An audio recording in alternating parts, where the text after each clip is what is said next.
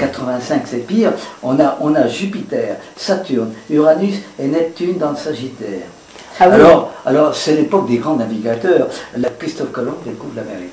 C'est la révolution des transports qui est l'élément, parce que c'est le matériel, qui est l'élément premier de la mondialisation. D'accord.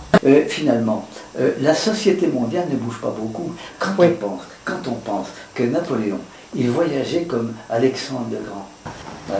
Il y a une révolution des transports dans les années qui précèdent, qui précèdent la venue de Napoléon. Il y a Uranus, Neptune qui traverse le Sagittaire. Mais c'est la révolution, c'est l'apparition de la machine à vapeur sur l'océan. Adieu les voiles, le vent est remplacé par la vapeur. Mais il fallait des mois pour traverser l'Amérique. On traverse l'Amérique en 15 jours. C'est considérable. Et alors, dans ces années-là, la locomotive en Angleterre, elle vient. La locomotive, c'est le rail. Vous rendez-vous compte, le rail? La révolution du rail a eu lieu au cycle précédent d'Uranus en Sagittaire. Alors, Uranus-Neptune passe en Sagittaire, c'est la révolution des transports intégrale. Neptune traversait Gémeaux à la fin du siècle dernier, au début des années 1900. Alors, Uranus est en Sagittaire. Alors, en même temps, il y a le départ de l'aviation en 1934, mais on regardait passer des avions dans le ciel. On n'a pas conscience de ça. Vous êtes toutes les deux, vous êtes très jeunes. Alors, j'ai l'inconvénient d'être vieux, mais j'ai l'avantage d'avoir un recul que vous n'avez pas. Alors, Uranus-Neptune passe en Sagittaire, c'est la révolution des transports intégrales. Alors, les bateaux avant étaient en bois, on fait des bateaux maintenant en acier, en métal, mais c'est surtout les déplacements qui constituent ça. Et alors, c'est quand Neptune entre dans le Sagittaire que d'un seul coup, il y a des graphiques, je donne des graphiques aussi précis que ceux-là du monde. Le téléphone arrive derrière.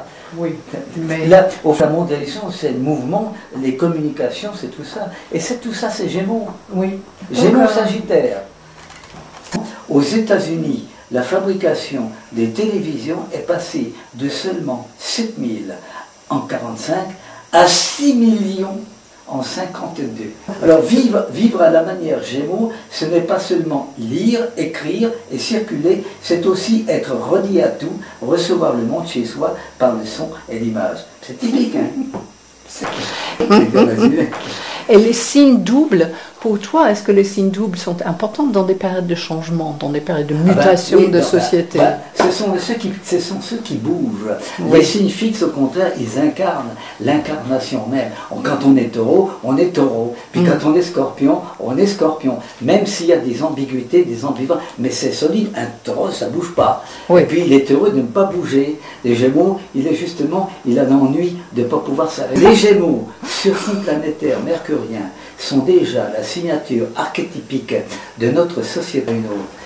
Étant ainsi, il implique la notion fondamentale de rapport, de contact, de lien, et du même coup de communication, d'expression, de diffusion, de mouvement, de circulation, ce que renforce la correspondance de l'homme zodiacal, qui attribue aux Gémeaux le souffle de la cage, le soufflet de la cage thoracique, avec l'aspire-expire aérien des poumons, ainsi que la partie la plus mobile de l'organisme que sont les membres supérieurs, du départ des bras au bout des doigts. C'est ça les Gémeaux.